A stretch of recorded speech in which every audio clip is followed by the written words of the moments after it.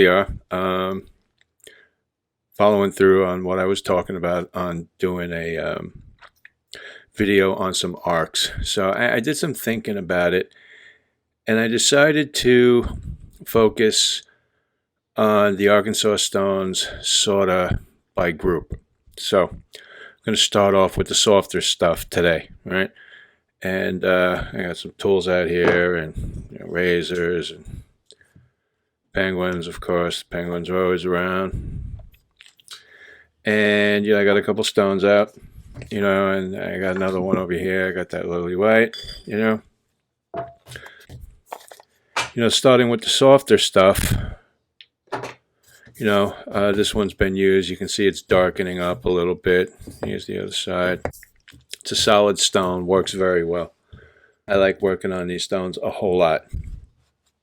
When I'm honing razors, I tend to work more with J-nats because I'm really engaged in that process. But I like to branch out and keep myself, current and valid, and in the mix of all things with sharpening and honing on all different types of stones and all different types of blades and steels and what have you. It's just something that I'm into.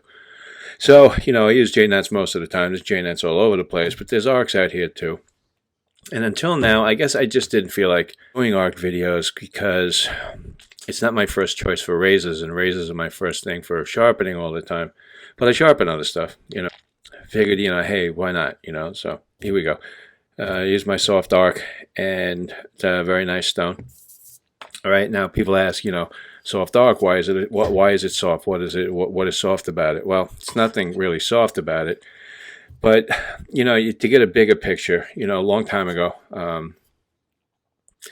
arcs are from Arkansas, right? So there was one predominant source, and that was pike. Pike whetstones was out of New Hampshire, I think, at that time. And, now they're like global with St. Gobain and all of that. Well, pike became Norton and blah, blah, blah, blah, blah. Pike became completely part of Norton. Norton was joined with Bear Manning. Bear Manning got absorbed by Norton completely in the mid-50s, and so on and so forth. Anyway, so, you got a soft arc. The early days people had Washita. Here's another pike, right? This is a pike lily white, right? Labeled. Great stone. And it's a completely different surface than this, all right? They're called Washita. Washita, you have that area and that locale in Arkansas. There's a river, there's mountains, there's I think a forest, and there's a tribal Indian group, Wachita. So that's where the name comes from. And these stones are soft also. Okay, they are definitely soft. But this is called soft, where this is called the Washita. So what's the difference? This is a completely different type of stone.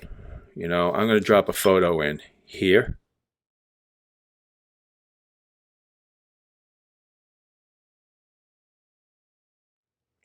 All right, so you saw the side by side between these two stones. You can see that this stone has more porosity, right?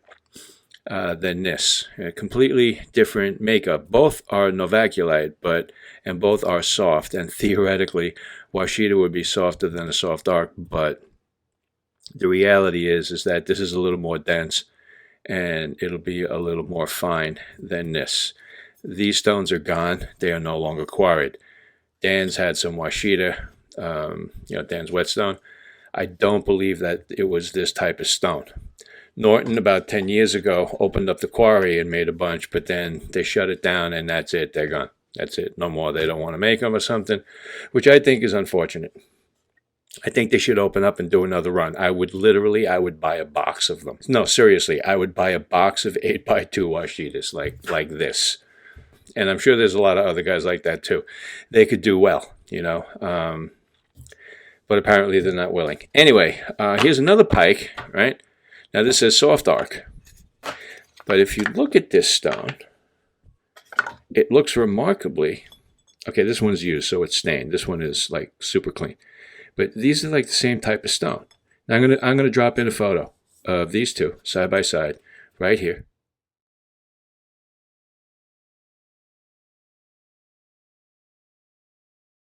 So now you can see the similarity between these two. And so this one is called,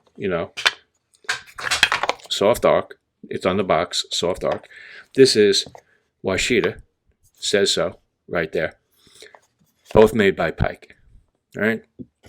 So, I understand the confusion, right? And Western thinking, people in the United States, we want to enumerate, we want to evaluate, we're crazy about data and numbers and spreadsheets and all that crazy shit. But that's today. Back in those days, late 1800s, early 1900s, people were not so uptight. And craftsmen were more about the craft than running down the block and telling the guy in the garage that he's in competition with that he got a new stone and now it's better than him. It wasn't happening, okay? People took their work seriously. They worked hard at getting better. And, they didn't have Instagram to go pimp their bullshit. So that type of thing just wasn't going on. So if Pike puts something out and it's soft, and then a week later they put basically the same thing out and call it the Washita, I'm sure that there's a slight difference between this piece of stone and that one. And I'm sure somebody said, this is Washita, this is soft. But, there's no website for people to argue about it. Okay, so it just happened and it just is. And people get frustrated today because they want to know, what do I buy? What do I use? I need to be told exactly what the formula is. No formula. There is zero formula. You buy the stone, you work with the stone, you learn the stone, you do the best you can with it. If there's a space in your progression, you think about it. You figure out, can I work with this stone in a way to accommodate that gap, or do I need another tool, and so on. And that's how you work your stuff. You don't just go to the Arks store and buy stone 1, stone 2, stone 3, stone 4, and then you have like this perfect ladder. That's bullshit. It doesn't happen, right? And you want to throw a monkey wrench. Okay, so this is this is a Norton, right? This looks like a Bear Manning. Yep, yeah, Bear Manning box, right? You like the little bear? He's really cool. Anyway, this is a Washita. This is a number 1. So what's the difference between a number 1, a soft, and a lily white? It's enough to make you nuts, right? Don't get nuts. Getting nuts is a waste of time. I seriously suggest that everybody just knock that over. I seriously suggest that anybody getting into Arks sort of wipe their brain and just take each stone on its own merits. All right? This is a beautiful stone. It's a number 1. It's a little more coarse than the lily white or the soft. It's just a little bit. Has a little more bite to it. Polishes really well, cuts nicely. Not fast. These are slow stones, okay? Predominantly people look at them as oil stones, but you can use them with water. You can see the difference in the type of stone. If I put these two side by side, okay, you can see that they're completely different types of stone. And I'm going to put a side-by-side photo of these two in right here.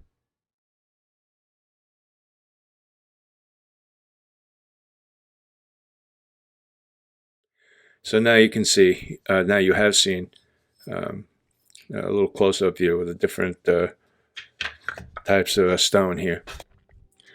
There's a little look at some of the softies. Okay, a couple of the Washita, the number 1, the lily white, a typical current manufacturer Soft Ark. That's just a visual. Now let's get into actually using them, and let's talk a little bit more about like how I use them and how you might want to use them. All right, stick around.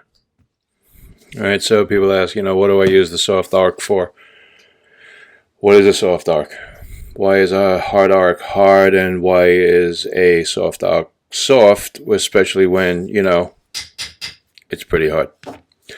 Well, Arkansas stones are graded based on particulate density. The cutting abrasive is silica. The more silica in the stone, the harder it is determined to be. Specific gravity of the stone is higher with the addition or the inclusion of more silica. So soft arcs have less silica than a translucent. So there's more porosity, it's more open, it's still hard, it's not soft, it's not squishy like a naniwa. that's how they came up with, soft hard. And then, I think Dan's Whetstones calls the hardest true hard, just for the sake of identification, so you can have discussion, So anyway, people ask all the time, what's the difference between a Washita and a soft arc?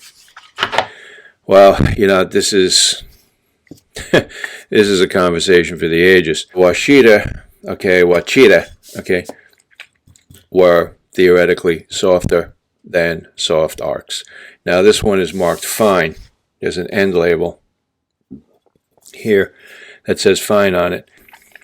So it's a little more dense than your typical Wachita. The makeup of this stone is a lot more homogeneous than a typical current-made soft arc. And back in the day, in the early 1900s, you could buy a soft arc. It would seem just like a Wachita. Basically, it's like with a J-net. You buy the stone, you use it, you figure it out as you go.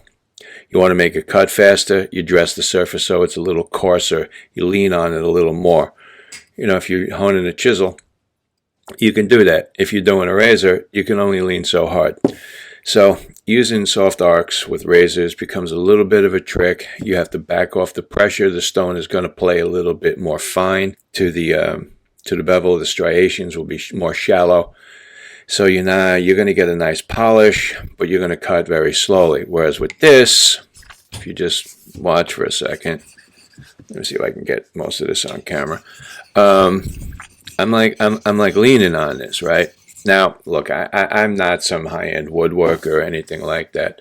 This is an old POS chisel. The brand is Fuller. I've had it literally since I was a kid. I use it for like cleaning out, literally, sometimes like wood boxes that Arks come in. Sometimes you find glue. So I'll use this to go in there and take out glue. Now, you might think that this is the wrong tool for that, and you might be right, but I don't care. This is my tool for that.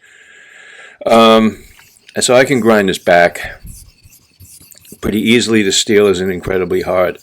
If I do need to actually do fine chisel work, I might change the edge on it and give it more of a fine edge.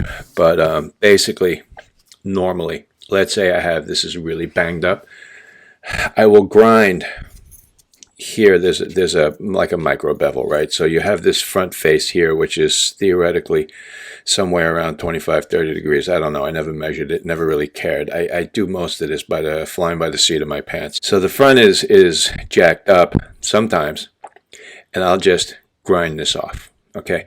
I'll just bread knife it kind of a little bit. People with razors think bread knifing is like a razor thing. And it's not. It's a tool thing, and I don't really think it has much use with most razors most days, but that's another story. Anyway, so I bread knife this off. I come in here, and you can probably see up into this area here, okay, where I'm starting to hit it up with the stone along the bottom side, so like really flattening it out. Over time, this goes back, and chisel only has so much life, but if I throw this out, I don't care. I think a pack of 10 of these things cost me like $5.99 at some discount store. Anyway, that's not the story. Story is the arc. So I'm using Tomoglide on here. Reason for that is when I clean up, everything will wash away. It's water soluble. And if I wanted to, I could mix water in it with it on the stone, and it'll blend, so it'll like change the friction coefficient, which I'm not really needing to do right now. I don't get into like high-end, really technical sharpening of things. My needs are fairly limited. All right, so I'm using this finger. I have it down right here. I'm very careful. I get to a point where it would be quite easy for me to really damage my finger, but it's riding partially on the stone, and I'm just making sure that I kind of have a fair bit of even pressure. And you can probably hear it grinding, and you see some swarf building up. Not much, but it's there. And I inspect. All right, I have another wipe for my finger over here. Just clean this up, take a look, and all right, so we're getting somewhere. Now, from an earlier decision for another task, I had put a tiny bit of a micro bevel on here, going that way. to meet the micro bevel coming this way, because I was doing like a little bit of carving. I find it really hard to carve wood if I just have this flat. This to me, when it's flat, is good for just shaving wood off. So I'm kind of getting rid of that now, because I don't expect that I'm going to have to do that anytime soon, or do it again anytime soon. So basically I'm just grinding this face of the bevel flat. I'm sure there's somebody somewhere who wants to say that I'm doing this all wrong. That's fine. It doesn't matter. It's a tool. It gets ground, it gets flat, it gets sharp, and then I cut wood and nobody dies. All right? If this was a $300 chisel handmade by some, like, I don't know, sword maker in Japan, we'd be having a different discussion and a completely different video would be getting made here. Right? Okay, so my early work was not all that even, so the micro bevel here, okay, is gone, but over here it's still showing. So I want to focus my attention to that area, making sure that I'm torquing evenly and I'm grinding. Why am I not using the washita? No, this is finer and I don't want to muck it up. I bought this stone to beat on, all right? I could do a razor on here if I wanted to, but I have a ton of stones. Okay, if I had bought this to do razors, I would have lapped it like perfectly flat. It's pretty flat, but it's not like dead flat. And I would, get the surface to where I wanted with the right grade of sick and silicon carbide, and I would go forward from there. Yeah, that old little micro bevel is a little bit more persistent than I'm happy about, to be honest. I could take a file, I could bring it back.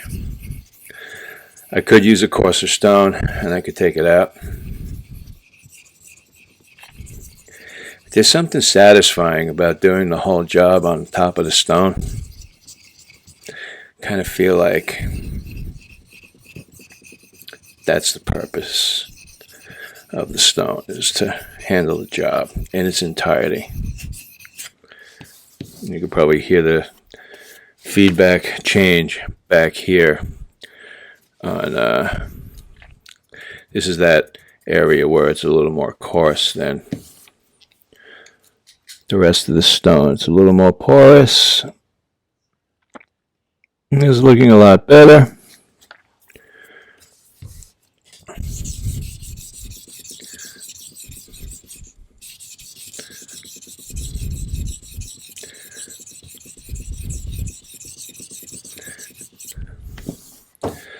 Now what's nice about the Ark is I can lean on it like this and not really worried about, your wear. It will dish. We've seen dished Arks for sale on auction sites and stuff. Those things, they do happen. I'm starting to pick up a couple of shavings, which is telling me that I'm getting to the point where I'm going to be creating a burster. But I'm going to stay on it. So, you do have to continually maintenance them. And something that people don't realize is, you're supposed to clean them, like, when you use them. Like leaving a stone with, like, metal swarf on it, that's like death for your stone. That's not a good thing. Now, some people would leave the oil sitting up there because they felt that it was, like, helping them polish or something, but if you wind up like clogging up your stone, basically you're just killing its cutting ability. You got to keep it dressed. You got to respect your stone's working surface. Now, I could plane this back and make it a lower angle and make it a little bit sharper, but I'm not a high-end woodworker, so it's unimportant to me.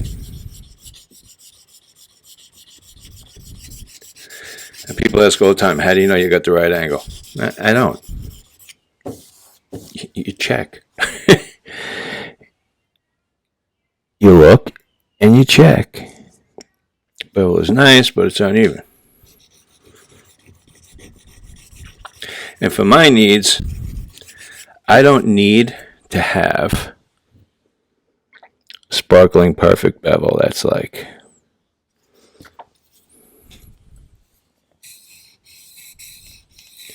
perfectly even. I just need to be able to shave some wood, man.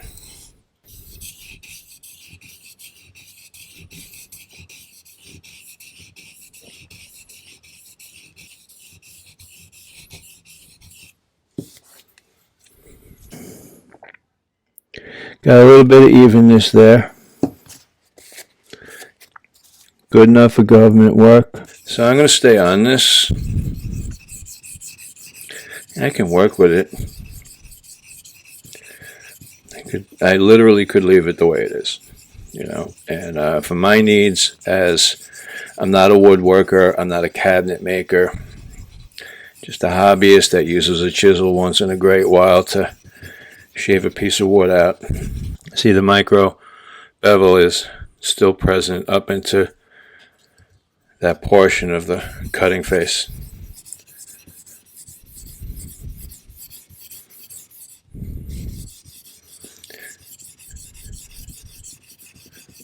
I'm putting a good amount of pressure on this right now, and I'm using this section of the stone to my advantage.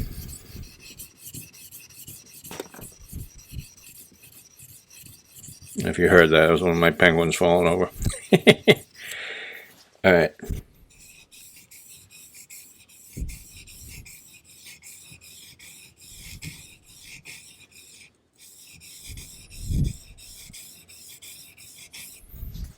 You have to be careful.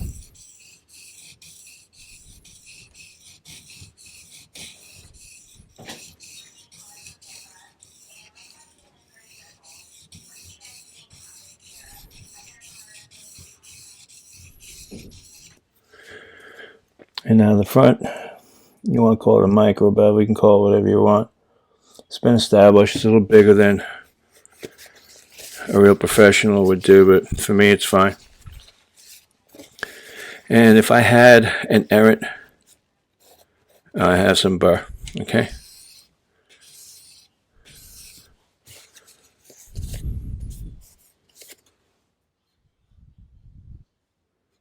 Oh, tiny bit of burr. Okay, gone.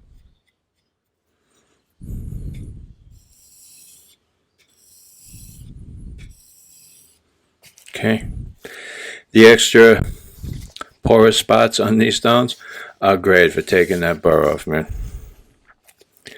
So, okay, so there's my little bit of work on a chisel. One of my favorite things to do with a soft arc is to beat up on these tools. I think they're great for that. I think they're a great value. I'm not going to be using the Washita because I just don't really need to go to that level of polish for this tool. The first time I use this, I'm like clumsy. I'll probably hit a nail or a chunk of stone, or maybe even a piece of like hard epoxy, and I'll bang up the front edge on this. So there's no point in me finessing it. I'm not working with like woods and doing like critical precision work. All right, it's a little bit of a hack job, admittedly. If you're a professional sharpener, please don't beat up on my video. Actually, I don't care, because I know exactly what's going on here. I just want to show this stone off and give people an idea what the story is with a soft arc, how it's a little different than a Washita. And again, the Washita, you know, they were like the stones that like made people crazy for sharpening back in the day. People loved them. Right, a little bit softer than the translucents. Those were great for final polish, but for your regular work, most people had to do the Washita was great. I'm not sure when soft arcs came in. The theory is the soft is a little bit harder than the Washita. So if you had a progression, it would be Washita, soft arc, hard arc, true hard arc. But each stone is individual. You have to take it on its own merits. You can't just say that every Washita is softer than every soft arc. So, you know, this is where the concept of grit and relying on names doesn't work. You got to get into it. You got to finish the stone how you want it. Use the medium, the honing medium of choice that'll allow the stone to cut the way it does with that surface. And then it's, what did Robin say? He had a great term. Task dependent or task reliant. You know, if you're sharpening this, you're sharpening a chef's knife. Pressures are different, okay? Edges are different, steels are different. So all of that factors in. Now, admittedly, there's a lot of work left to do on this. This is just the beginning.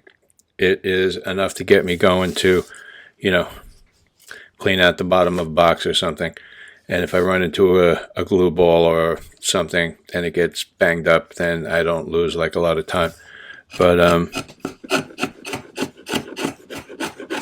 see, that's fine for my needs. All right. If I was going to do finer work, then I would make a finer edge. But for what I do with this, just basically just taking off a quick layer or chipping some layer of wood out that may be impregnated with glue or still have bits of rock stuck to the top of it. This is fine. All right, I'm probably going to like polish it a little bit more just because, but not much more. Just a little bit to make it a little bit smoother. You know, there's a piece of walnut. It's been laying around. It's really dry. And I'm going against the grain here. So, you know, take that for what it's worth. You know, if I come in this way. So, you know, it works. And basically, that's all I'm interested in. It works. All right, so take it. Moving on to the second part of the video now. Okay, this is the final segment of the soft arc expose. You know, people ask about using these with razors, and yeah, sure, I hone razors on them. I'm not, you know, against that or anything. Just, you know, you have to. That was some Tomoglide. You know, you just have to be like realistic about stuff. Your expectations have to be, you know, based on fact, reality. They're not fast stones. They're a pain in the ass to lap sometimes. I'm a firm believer that stones for razors should be exceedingly flat. And I'm a little more adamant about that with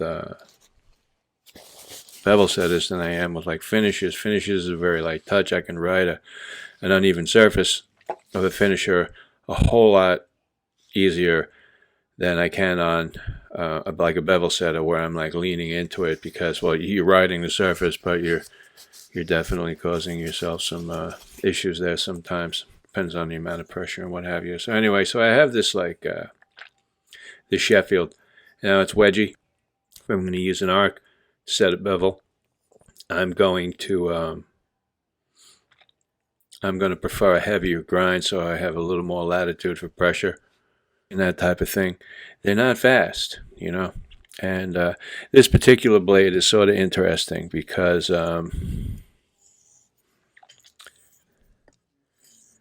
had a lot of edge damage. No real bevel.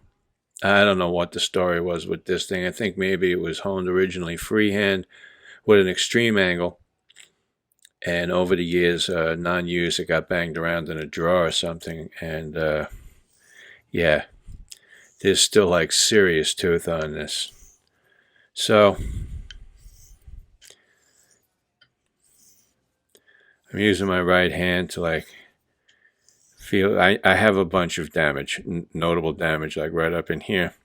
So my fingers here, I'm not really like leaning on the blade. I'm kind of like feeling to see like what that's like on the stone. Now, the grind on this is also seriously wonky. Okay. So I'm gonna want to do some roll. See how that sort of meets the blade all the way across. All right. And that type of a thing. And it's really subtle. Mine is anyway. What I showed you here, okay, you know, that's just demonstrative. Okay, I'm not really needing to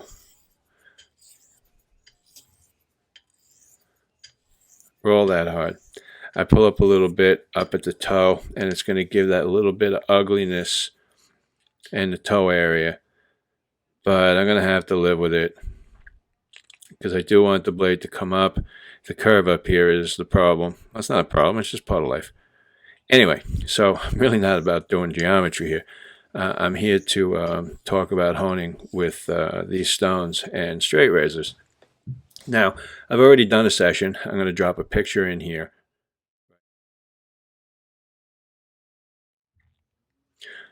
Okay, so you saw this razor on the stone there. That's when I was starting out, and I was toggling back and forth between using water and oil. And because this is a water-soluble oil, it's not an issue. Now, yes, you can use a petroleum-based oil and then go back and forth with water. There's that whole like stupid drama about that with whatever. People like to blow things up and make things seem more important than they really are. But honestly, that stuff does more harm than good. That's the way I feel. You want to use oil, then use water, fine. You want to use petroleum-based oil, then use water after, fine. The water's going to beat up if you don't clean all the oil out or enough of it up, and so the water's going to like be weird. And people like to seem like they're profound or they've invented something. It's like the guys recently something, oh, I'm finishing on a dry arc. You know, using an Arkansas stone, especially the hard, super hard ones, dry, that shit's as old as the hills, man. You can find old stones with instructions that say use dry with water or oil. It's old news, man. Avoid those people. They're full of shit, okay? They haven't done their homework. They don't know what they're talking about. They're trying to impress you with shit that like was invented 100 fucking years ago. I'm getting some undercut on the oil, and that's nice. I'm not particularly getting a lot of cutting, though, right now. I'm getting some cutting. You can see I have some swarf up in the oil, but it's not like cutting like crazy. Why? Because it's an Arkansas stone. They're not fast. It's cutting faster than you might think. But if you want a speedy cut, you want a speedy bevel setter, do yourself a favor. Forget Arkansas stones. Go get yourself a Shapton 1.5K or a 90-watt 1K Pro Chaucera, you know, or something like that. Those things are blazingly fast. These are not blazingly fast. If you're going to use an arc for setting bevels, it's going to wear, it's going to dish, you're going to have to continually dress it. That is just part of life. All right, so just so you know that I'm not, bullshitting you. That's some water. All right, and you're going to see that like nothing horrible is happening here. Now, this stuff is water soluble, so it'll just like blend and make its own mix, and everybody will be happy. I'm starting to think I like the cutting action of this stone with the oil water mix or just straight water. All right, and that's for me on this stone. I may change my mind with another stone. But, when I got into honing straights, there were a bunch of people from, shaving form, that were very dismissive about these stones. And all sorts of negativity. I don't know, man. Like, I don't know what people are thinking. I don't know what people, like, why they're trying to impress me with their testing. It's not testing. There's no science. It's most of the time when people are telling you they've tested stuff, you want to know what it is? It's confirmation bias. And all they've done is a series of activities to support their preconceived notions, okay? That's most of what, when we read, oh, I tested this, I tested that. No control group, no repeatability, no multiple people trying to create the same scenario, no standardization, no nothing. They got nothing. The only, thing to keep in mind, right, with these arcs and doing razors is that they're slow. They're just slow, and they can be frustrating, and you have to get them flat, and getting them flat is a pain in the ass. The top of a soft arc may or may not be perfectly homogeneous and perfectly uniform with perfectly even feedback from corner to corner across the entire stone, because that's the way it is. Stones with lots of patterning like this are going to be like sometimes more prone to having a little bit of variation. It's not the end of the world, Don't dismiss an Arkansas stone as a viable option based on that, because like over here I have some roughness, right? You can see back here, this is like whatever, and my razor's not dying from that, Yes, we like things to be a certain way sometimes, but, on the other hand, these are like $25. It's 8 by 3 by 1. It's a great size stone. It'll last like a bazillion years. It's hard to beat that, People ask all the time, oh, I want to get a bevel setter, and people are telling them, and I've done it too. Because I forget sometimes that, like, you can do this stuff. hone razors on Arks. You tell people, well, I get the King because it's like $15 delivered. You can get it on Amazon or some shit. And, the King is like an adequate stone. If you like stones that you have to soak for 3 days and then take 2 weeks to dry them out, that's great. Very soft, need constant lapping. But at least they're easy to lap. But anyway, this isn't about the King. This is about this lovely Arkansas stone. I kind of really like the way it looks. I like the way it hones. I'll be honest, I wish it was faster. But, when you have an old Cheffy wedge and you got to recreate new geometry because there's massive destruction along the apex and along the entire cutting length, it almost doesn't matter. Almost everything you hone on it's going to take a while, And I'll tell you right now, I'm looking at this under my loupe, right? Got my loupe out. Let me clear all the oil out. You have to be careful. There's one problem with oil. It tends to beat up on things and stick. Like water will just wipe right off. Oil, on the other hand, can be a little bit more persistent. But, all right, so I'm in here now. And I'm looking at the grief on my edge. And I'm going to make a judgment call. I'm going to say it's about 50% relieved over where it was when I started with this video. That's not too shabby, right? So, there's that. I'm just talking about the edge distractions there. Not talking about total edge refinement, bevel perfection, or any of that. You're wondering why tape? The grind is heavy. I could go without tape. I would make a monster bevel. I'd have like a mile of steel to pull off. And I don't really care about that. I just didn't feel like doing it this time. But there's also a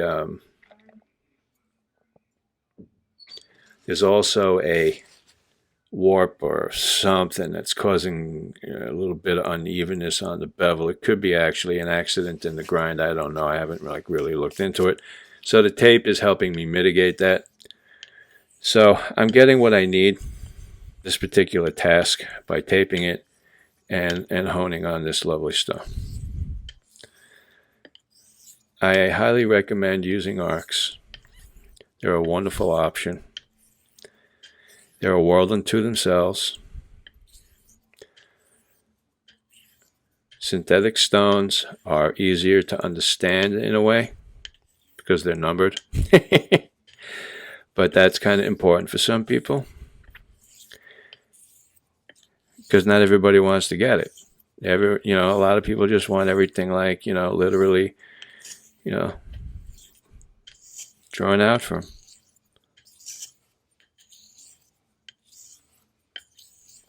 See, I'm rocking. I want to bring my bevel a little bit up onto the back here. Now, I know that's not like the type of thing that everyone's going to want to talk about or promote. And I don't promote it. I just do it for myself. But I like to shave with this area back here. So I want as much edge as I can going towards the back. I don't want to have the edge start too far forward. I like to use that like little curve, especially under my nose. So I'm doing a little bit of extra roll back there. You can hear the feedback in this area that's back by me. It's a little louder. Turn the stone around.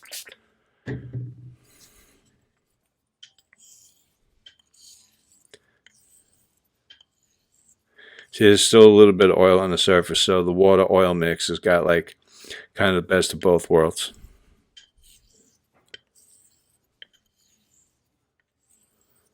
People ask why I don't use stuff like ballistol. I hate the way ballistol smells. I don't want it in my stone because I keep the stone in the house, and I don't want to smell ballistol in the house. I don't even like smelling ballistol anywhere, but certainly not where I live.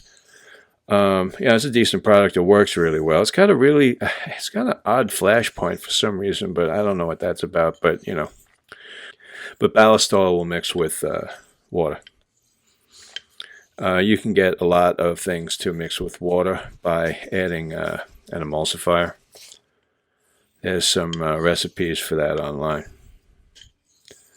So if you have if you want to make a mineral oil water mix, which is essentially what ballistol is, by the way, you want it without that stupid fragrance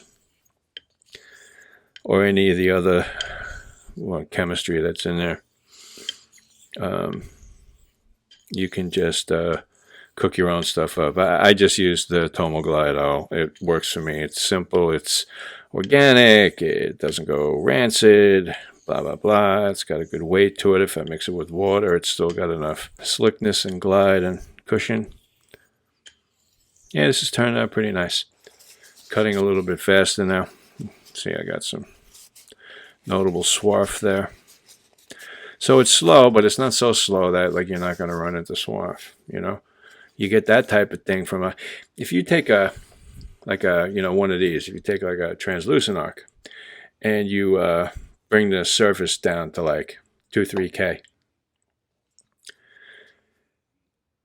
and you finish your blade on it, you're not going to pick up swarf. There's no swarf there. There's no anything. Why? Because you're really not cutting. You're just burnishing for the most part. So that whole polar act of finishing on a one of those stones without using a lubricant, it's, whatever. It's another circus act. People trying to impress you. This bevel's looking good. It's got a ways to go. I have some work with this thing. The bevel is not even. It's a wavy bevel. Okay, I have the by doing that extra rolling, I have my bevels come up to like right over here, which is pretty nice for me. I like that. That's for me. That's how I hone. I don't necessarily do textbook anything. It's my tool. It has to work for me my way. All the people that are like, oh, it's all about the least amount of steel removal and the smallest bevel. Nah, bullshit. Okay, that's for you, not for me. For me, it's all about this thing wiping whiskers off my face like a silent but deadly submarine. Just gets in there and whoosh, you don't even know it like it came through the lather. You're like looking around the room like, where'd my whiskers go, man? That's what I want out of this. Anyway, that's the bit on the soft arcs. I could continue to talk, but it wouldn't make anything any better. If I miss something, you have questions, or you want to point something out, or you think I made a mistake, whatever, put them in the comments below. And until the next time, I'm going to start working on a video for hard arcs. But I honestly don't have game with that right now. I don't know what to do because it's really in the middle. All right, the soft arcs and then the translucents are really my thing. I have a hard arc. It's sitting right here. It's not that I don't use them. Right? See? Right there. It's just, I don't know, making a whole video on it. I don't know. I have to get my head wrapped around it. Anyway, until next time, listen, let me take the penguins. I'm going to put them over here so they can say goodbye to everyone. I know that's ridiculous, but we're whimsical. We're whimsical over here. If you don't like the whimsy, what can I tell you? Anyway, till next time, take care, have some fun. Talk to you soon.